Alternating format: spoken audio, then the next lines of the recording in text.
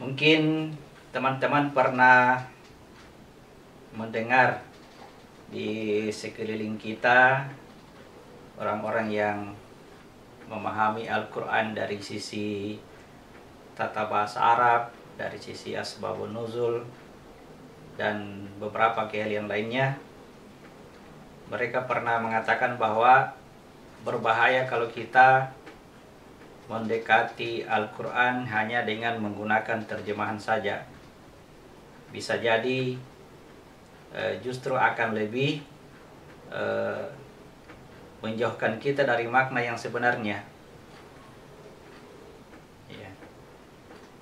Oleh karena berdasarkan pengetahuan mereka, untuk bisa memahami Al-Quran itu ya kurang lebih dikatakan ada 16 persyaratan. Antara lain misalnya ya harus mengetahui bahasa Arab, tata bahasa Arab. Dalam hal ini ada ilmu nahwu, ilmu saraf, ilmu balaghah, ilmu mantik dan sebagainya. Kemudian ya penguasaan terhadap hadis Nabi. Ada lagi syarat lain ya. Misalnya dasar keilmuannya, berguru dari siapa ya, harus sanadnya harus tersambung sampai ke Rasulullah. Jadi kurang lebih seperti itu yang saya ingat. Bahkan ada yang mengatakan dalam bahasa perumpamaan, bila mengatakan bahwa kalau kita membaca Al-Quran hanya terjemahan saja ya, itu seperti kita berada dalam kegelapan lalu berusaha ya, menyalakan api atau menggunakan senter untuk menelusuri kegelapan-kegelapan itu. Sementara kalau kita membaca Al-Quran atau membaca tafsir-tafsir terdahulu, dia merasakan bahwa dia sedang berada pada cahaya yang terang benderang ya, sangat jelas di dalam memahami Al-Quran. Ini kalau kita semakin pelajari ilmu Al-Quran ini kayak jauh gitu kita Ustaz dari para mufasir gitu. Ya karena kita selama ini berpikir udah ada terjemahan ini, baca aja terjemahannya paham deh gitu. Ternyata enggak juga.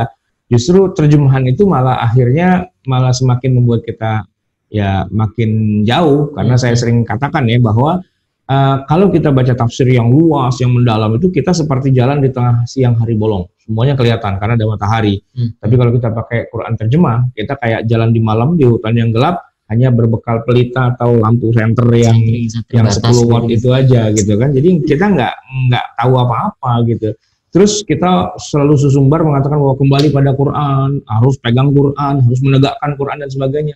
Gimana itu semua mau dilakukan? Orang paham aja enggak kok, gitu kan?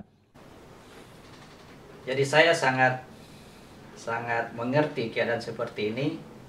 Nah, justru di dalam Al-Quran dikatakan bahwa wajadaka dhalan fahada. Aku temukan kamu dalam keadaan gelap gulita, dalam keadaan sesat, lalu aku memberi petunjuk. Jadi justru ditemukannya kita dalam keadaan gelap itulah kita diberikan cahaya. Sementara kalau kita berada dalam keadaan ya kita merasa berada dalam keadaan penuh dengan cahaya terang benderang, ya justru itu akan menjauhkan kita dari petunjuk. Jadi saya sangat maklum oleh karena ya belum mengenal yang namanya Rasul yang membacakan Al-Quran itu. Yang kita ketahui selama ini Rasul yang membacakan Al-Quran itu sudah ya cukup dengan kehadirannya Muhammad bin Abdullah. Itulah yang disebut sebagai Rasul di dalam Al-Quran. Padahal ya yang disebut sebagai Rasul itu saya sudah jelaskan ya, setiap umat, setiap manusia yang terlahir ke dunia ini ya akan diutus padanya seorang rasul. Dan rasul itulah yang akan membacakan ayat-ayat Al-Quran kepadanya.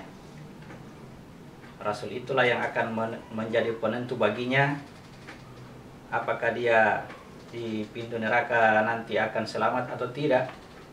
Ya, bagi orang-orang yang meninggal sebelum akil balik itu dibahasakan sebagai orang-orang yang belum kedatangan Rasul, sehingga tidak ada pertanggungjawaban baginya dan dia masuk surga tanpa hisab.